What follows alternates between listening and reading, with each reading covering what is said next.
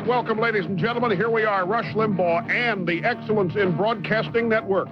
Another full 3 hours of broadcast excellence, which means listening enjoyment and pleasure for millions of Americans who tune in daily. Yes, my friends, I'm your fully licensed and highly trained broadcast host, also known affectionately in some circles as Maharashi and El Rushbo. We're here at 1-800-282-2882. And Mr. Snerdley is eager now to receive your calls. In fact, Snerdley, even as we speak, is screening the first series of calls and getting them ready to go. All right.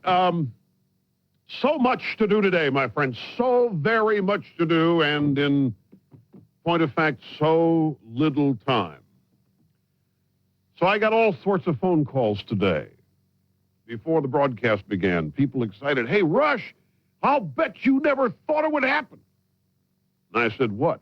Well, Janet Reno, she's decided to extend the investigation into Clinton. Man, this may mean something. I said, oh, is it that bad out there? Is there so much desire that this guy be taken down by scandal that people look at this and it gives them reason to believe for another day, reason to eat the Wheaties for another day, reason to hope for another day? I hate to dash cold water on it, my friends, but by golly, by gosh, I'm going to have to, because it doesn't mean anything.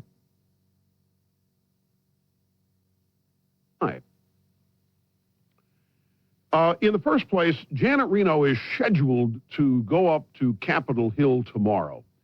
She, I think, is testifying before the Senate Judiciary Committee. Either House or Senate Judiciary Committee, but she's headed up there. And by extending the deadline, and tomorrow is the deadline, but she didn't have to decide today to do it.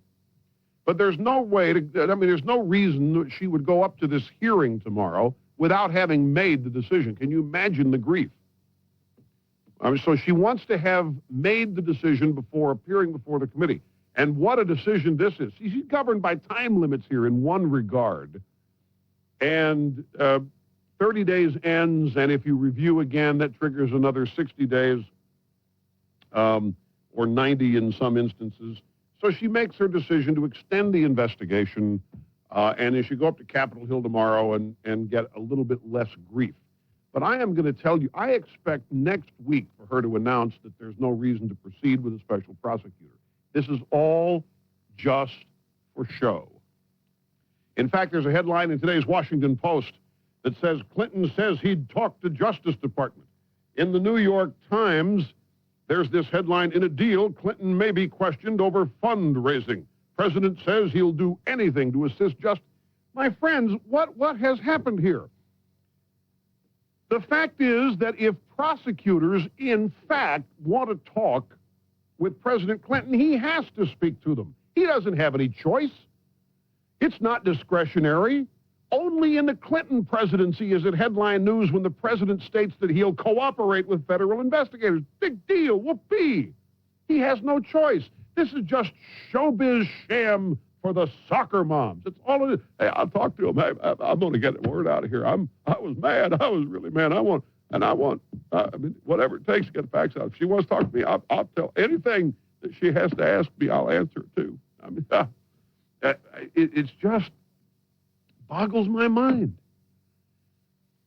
Also, the supposed big news this morning, as I said, is that Janet Reno will likely extend the preliminary investigation into Clinton's calls for cash from the White House. Now, two things about this. Actually, three. The way the independent counsel law works is this. The Attorney General has 30 days to basically disprove the allegations against Clinton. If she cannot disprove the allegations within that time frame, she's required to start a 90-day preliminary investigation. So it isn't any big deal. During the 20-year history of the special prosecutor or independent counsel law, virtually every 30-day probe has been extended for another 90 days. What happened this morning with Janet Reno isn't news in terms of its uniqueness.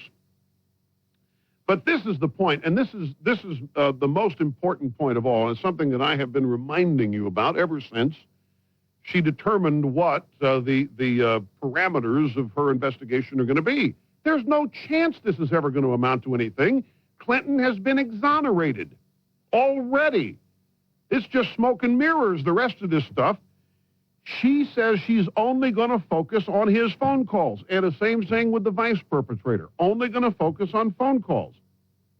So by narrowing the investigation on the calls for cash aspect, she's doing three things. First, we already know that some at the Justice Department don't believe that the Pendleton Act applies to the president or vice president. That's already been in the news.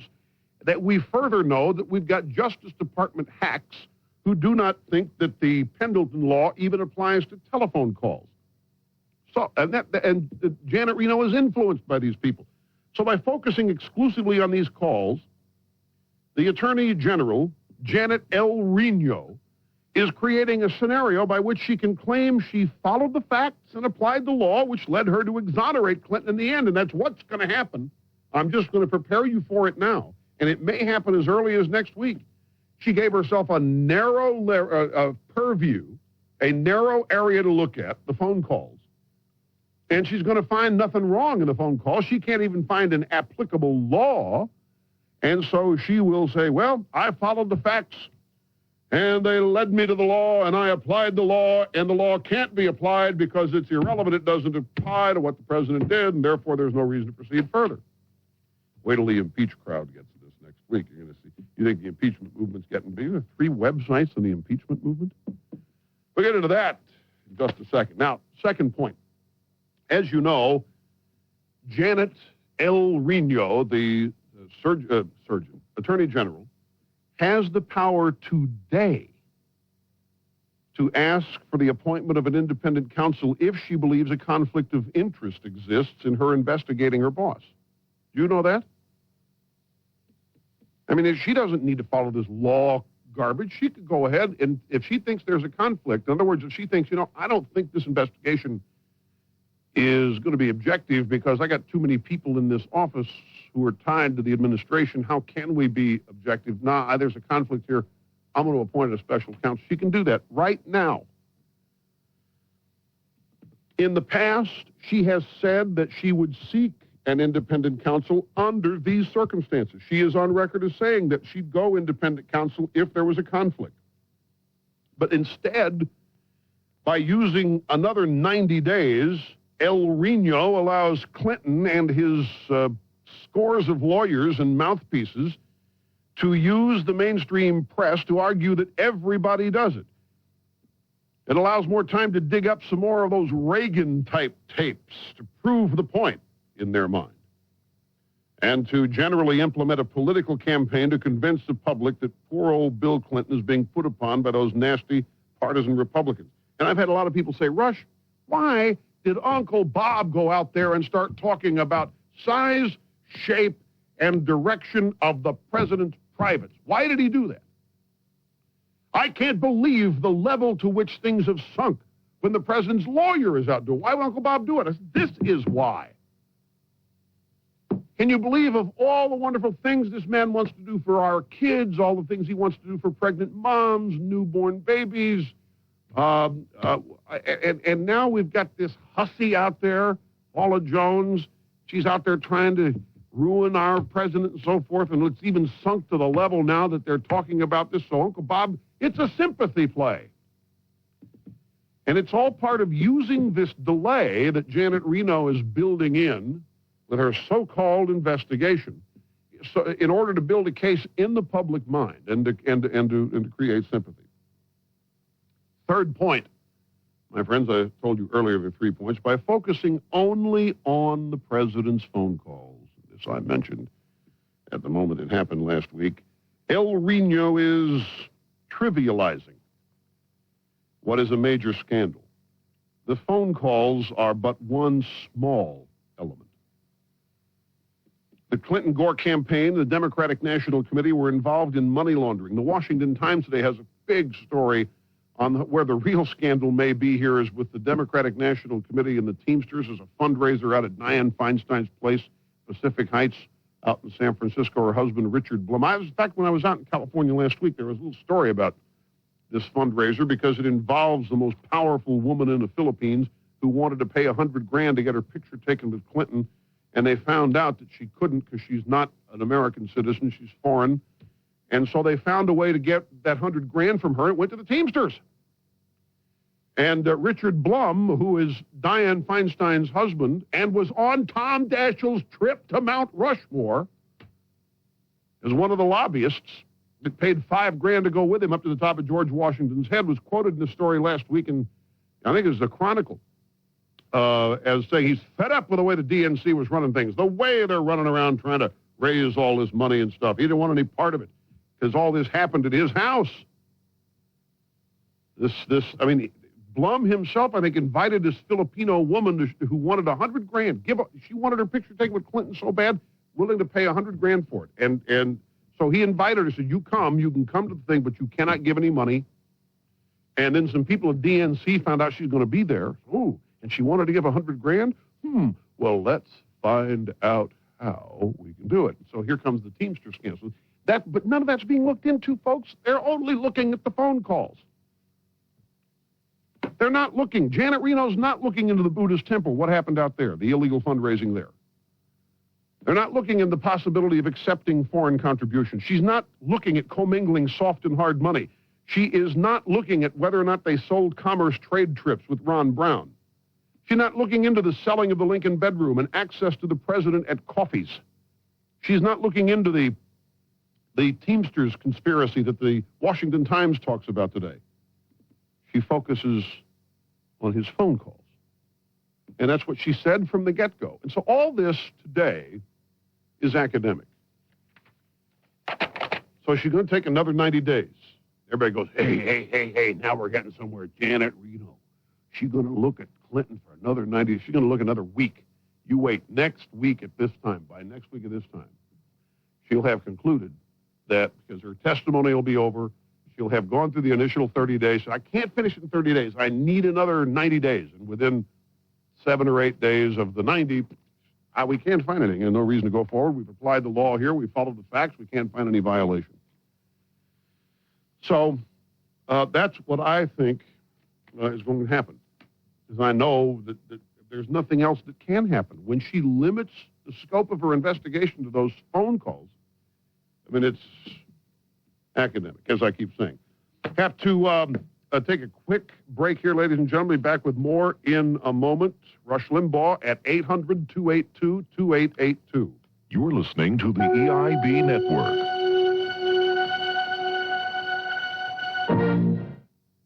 Time for opinions and analysis of the news with Tom Tradip. Over the years, fast food commercials on television have run the gamut. Some, like the classic "Have It Your Way" from Burger King, have been great, while others, like the stupid "Where's Herb the Nerd" from Burger King, have been awful. Singing French fries and dancing milkshakes to all beef patty, special sauce, lettuce, cheese, pickles, onions on a sesame seed bun. We've seen it all. You know that. But comes now the low point of fast food on TV. Long John Silver's is in trouble with the long arm of the law. In a new TV commercial, a traffic cop is seen stealing a Long John Silver's sandwich from a motorist he's pulled over, very much like Diane Raymond, the former co-host of Daybreak USA. And this has infuriated many police officers and their relatives who have flooded Long John's international headquarters with irate phone calls, some of which reached the seafood shop's spokesman, Bruce Horton. We received over 500 emails, maybe up to as many as 1,000 over the period of the month, and a lot of telephone calls from people in law enforcement or had relatives in law enforcement. I, of course, apologize to anyone who's offended by the commercial, but still stand by it and think it's kind of funny. Yeah, see, that's the problem with those apologies. He apologizes, but he still stands by it. Horton, who steers public relations for the vast Long John Silver's seafood empire, from their headquarters in Lexington, Kentucky, admits the new spots seem to have rubbed law enforcement the wrong way, but not all of the complaints were too serious. I also heard from law enforcement officials who said, we understand what you're trying to do, and in fact, we think it's kind of funny. We're just glad we don't show up in donut commercials. No, Bruce, stop while you're ahead. Horton adds that although they're pulling it, the commercial did serve its purpose. It generated a lot of headlines around the country, a lot of radio interest, and a lot of television coverage. So I guess the old adage is correct. As long as they spell your name right, you're doing okay. Yeah, that would be LONGJOHNSILVERS. And that's Bruce Horton, the official spokesman for Long John Silver's, the seafood chain that's named after a pirate. But he wasn't a real guy, and the cop on the Long John's TV commercials is just an actor. So even if the spots did depict a policeman being so crazy for Long John's food that he literally ripped a sandwich out of the motorist's hands, it's difficult to believe that our nation has dumbed down to the point that real policemen and their families are upset about this, or that they feel this somehow smears the image of patrolmen, who are, of course, sworn to protect and serve. If that's upsetting, just imagine what all the pet owners are going to be doing when they sue Purina once they find out that dogs really don't stand on their hind legs and do the conga if you offer them a dish of dog chow. Now there's something to get really upset about. For Daybreak USA, I'm Tom Tretta.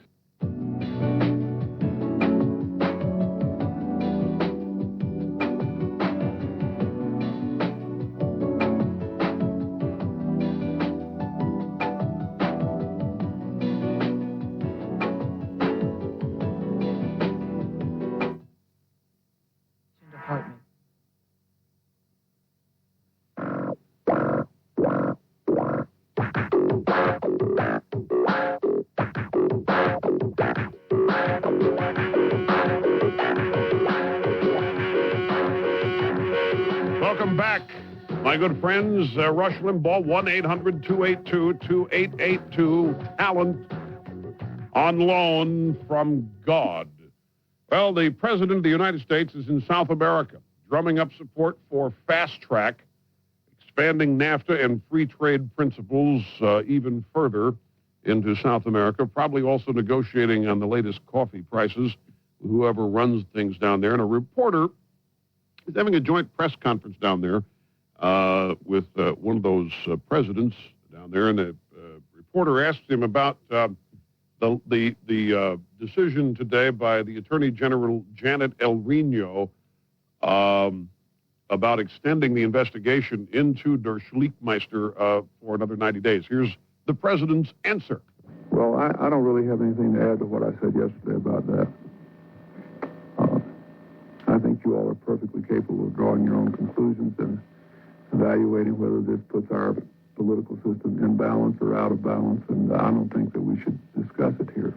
Oh, of course. The most important thing is we've got a law. Yep. We've got a fact-finding process. Right. The fact-finding process should proceed with integrity. Right. The law should be implemented without pressure either way. Right. I am doing my part. I wish others were doing as well. Don't you love it? Don't you? He knows full well that the law is only being looked into as far as his phone calls are concerned. This administration cooperate? Do you know that since Saturday, there has been a subpoena for the rest of these videos? And this is the only administration that gets a bunch of days or weeks to go through what has been subpoenaed before they turn it over. Just turn over the tapes. This place gets away with avoiding subpoenas. Look at the Rose Law Firm billing records. We're gone for 2 years. The stuff on the FBI files that got an answer. I'm telling you, folks, that he wants to do everything he can to get it out after somebody looks at it first. Is what happens, to see if they can maybe edit it or something. It's just another shame, because he's sitting there, he's sitting pretty down there, because he knows full well that nothing is going to happen here. He knows there's not going to be a special prosecutor, because he knows that Janet Reno is going to find that there's nothing that he did in making those phone calls from his office. If he did, I could have. I'm not sure. I don't know. But if I knew, I'd tell you as soon as I could because I want to get all the information. I just don't remember. He knows that there's nothing that's going to happen. So he could answer the question the way he did. Jack in Croton, New York. Welcome to the program. You Croton on Hudson? That's me, Jack. Hi. How are you? Pretty good, Jack. Nice to have you with us. Yeah, I'm up here on Red Hill, north of New York City, Rush, where you don't play too well because you act like a two-bit demagogue. And you do it all the time. You manipulate people. Wait a minute. Like Red Hill's one of our strongest areas. Thank you. You bet. Listen, Rush, people elected a Democrat, and they elected this Democrat. And all we hear you doing is keeping up the drumbeat for what you have wanted all along, which is an impeachment. It's quite clear that that's what you want. Talking about the impeachment website. Yeah, let's get them Jack. knives out and go get that president and get him out of office. Jack. Yes. Be very careful here. I have never once called for the impeachment. Oh, Jack, that's just Rush. It's Jack. Because you're Jack. Were you listening to the Jack? Were you listening to the program Friday?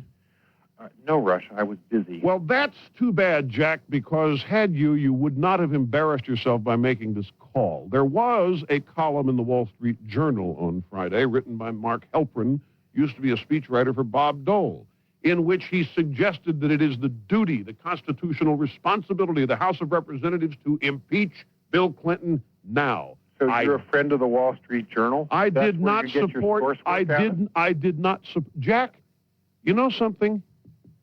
You're really a creep.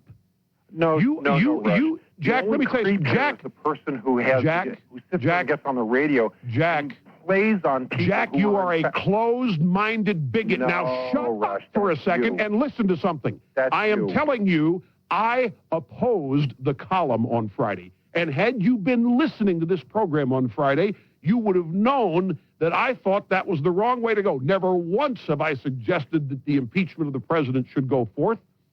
In fact, I asked last week, on what basis is it going to go forth? What is it exactly that you want, Rush?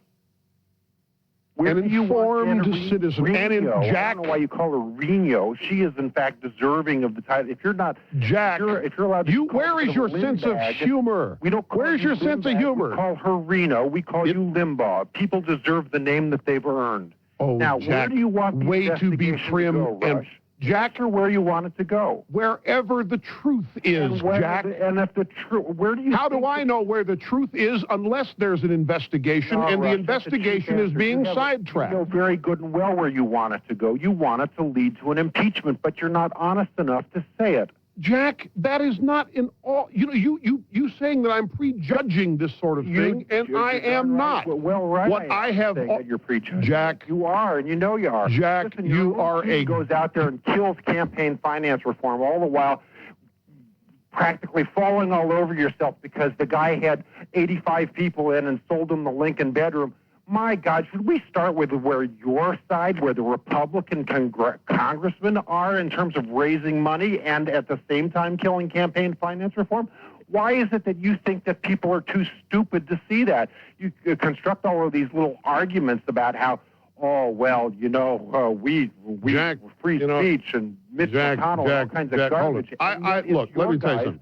Jack, you're too bitter. Your bitterness has rendered you wrong. I have stated from the get-go what I want on this program, an informed public.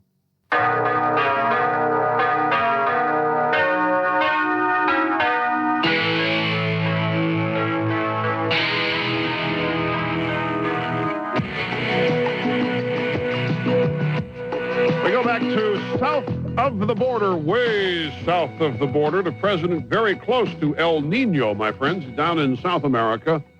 And he's conducting this press conference with some foreign president down there. And every time an American reporter gets a chance to ask a question, the question is always about Janet El Reno, the Attorney General. We have two little sound bites that we want you to hear. Here is John Donvan, and the first question. Here it is. Well, what is just okay? I don't have the sheet in front of me that doesn't have the question in it, so go ahead and just play the answer, and I'll explain what the question was after. Well, I can't be embarrassed by other people's judgment. I have no control over what you decide to ask about. That's your decision, not mine. I think that's a question you should ask somebody besides me. I didn't have anything to do with what was asked.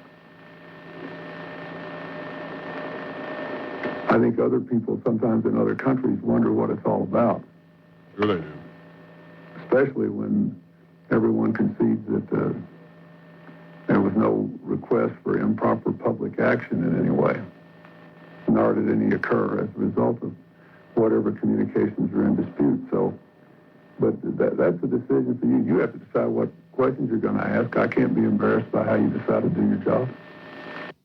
See, the bottom line, the question that John Donovan asked him, obviously, was, aren't you embarrassed that when you travel to other countries, questions of fundraising keep following you around? He's not embarrassed. Not at all, folks. No shame, no embarrassment. I don't even think there's a hint of a belief that he did do anything wrong. I don't think that there is one shred of cell matter inside that skull. I think you just have to go back and look at what they keep saying. There was a Republican juggernaut. They were going to take over. They had to be stopped. They were going to poison the water and poison the air and starve the children and deny old people their medicine. It's good versus evil. They had to do whatever it took to keep up. And then they say, and besides, no matter what we did, they still had more than we did. It wasn't fair, even with what we did. But we had to do it. We had to keep up with them. I don't think there's the slightest embarrassment at all. I don't think the slightest hint in his mind that he's capable of doing anything wrong. I don't think he thinks he's capable of it. So, surely, I mean, there's no embarrassment, there's no shame, and the behavior indicates that. Christine in Sacramento. Hey.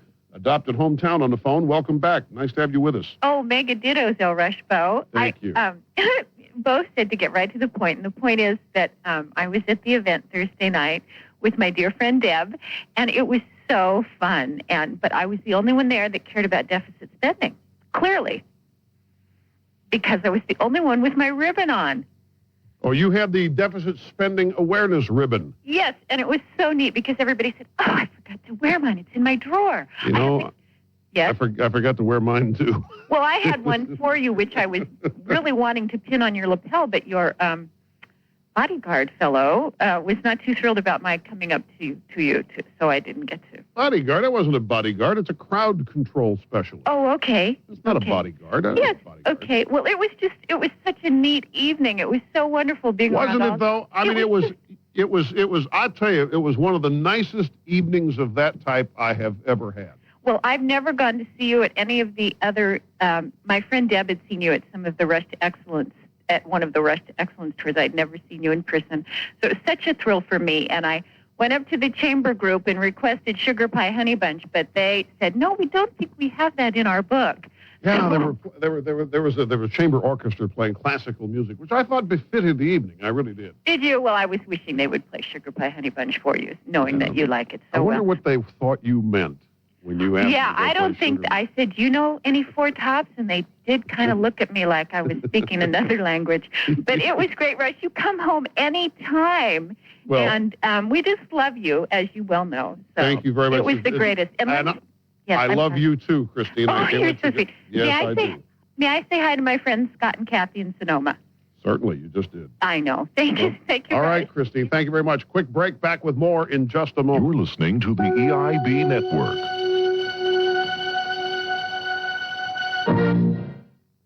Hi, John Madden with a sports calendar for Tuesday, October 14th. And that means it's time for the play of the week.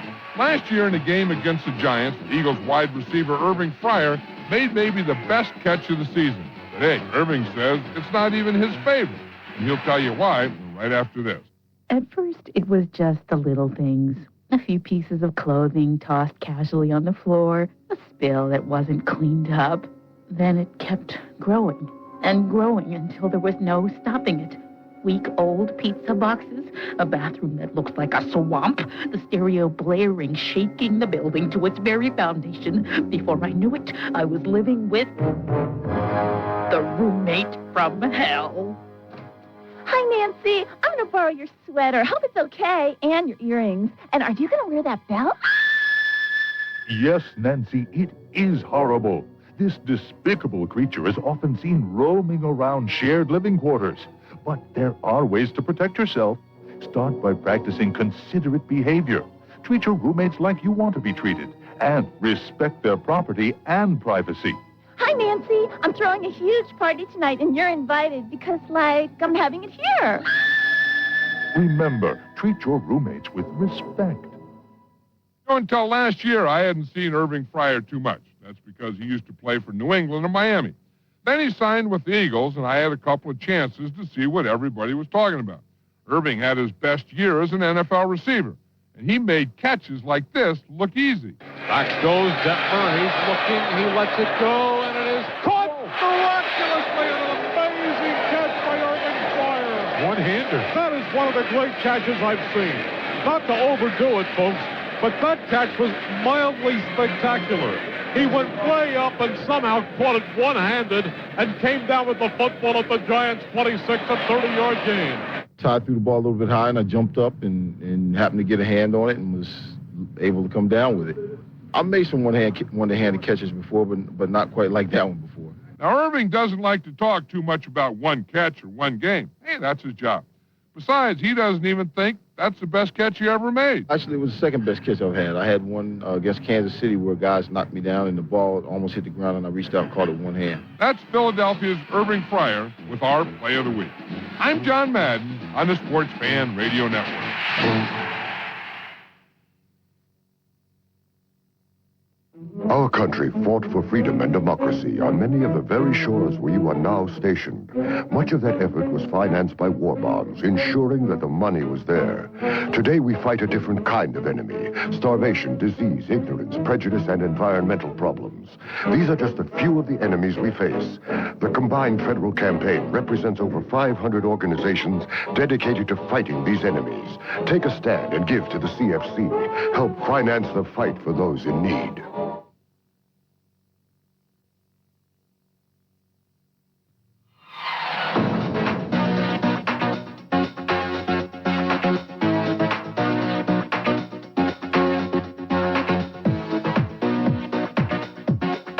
Ooh, I like this bumper tune. I'm in a techno mood. Ooh, yeah. Hey, you know, there's a song out there I want to get, and I've been looking for it, and I can't find it. Maybe one of you guys can find it. You know, at Saturday Night Live, they've got these two dorks that run around to the China Club and they dance and so forth, and they're just really, really geeks. And I know the song is called What Is Love. I think it's called What Is Love, but I don't know who the artist is, if there is an artist in that song. But I think it'd be fun to play. I like it. Point is, I like it. It is What Is Love? Okay. It's by Marie somebody? Oh, Marie knows. Okay. Marie. Yeah, I sit around, I try to shake my head to that in time. Jerry in Birmingham, Michigan, thank you for waiting. You're next on the EIB network. Hi, Rush. Hi. I wanted to try to answer your fairly often criticism of the people who seem to be so caught up in the scandals surrounding Clinton. When I read the piece in the Wall Street Journal, unlike you, I felt that the patriotism and the love of country that was coming through in Mark Halperin's words.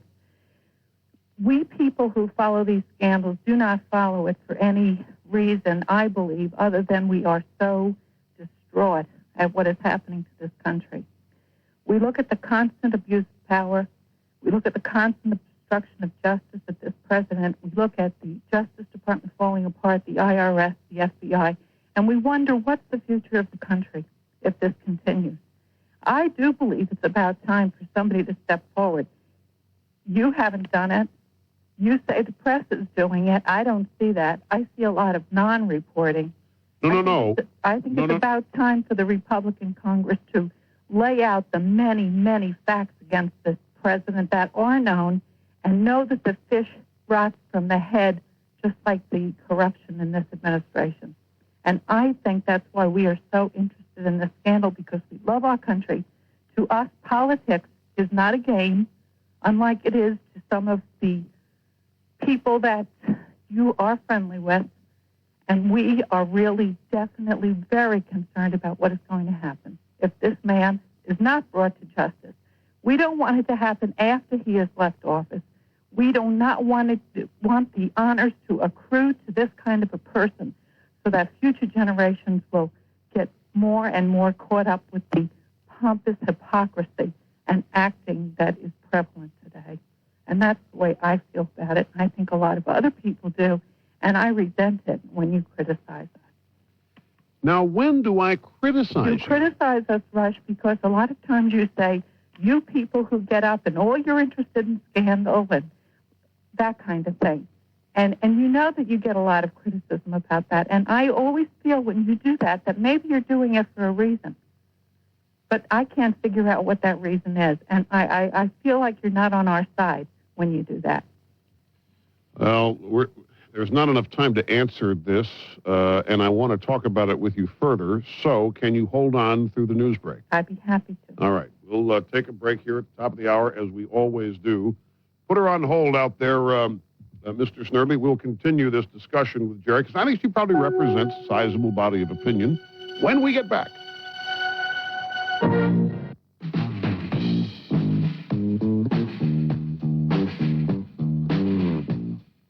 That's all for now. Tune in tomorrow for more broadcast excellence with me, Rush Limbaugh, right here on the Armed Forces Radio Network.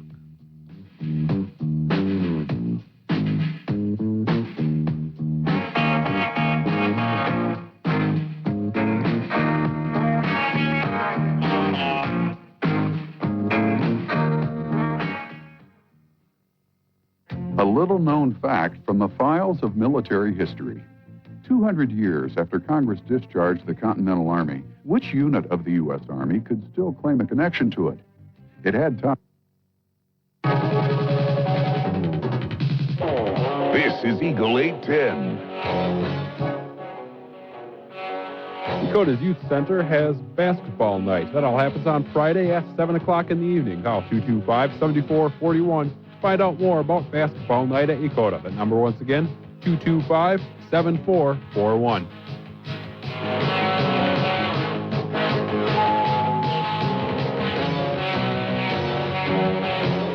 This is Eagle 810.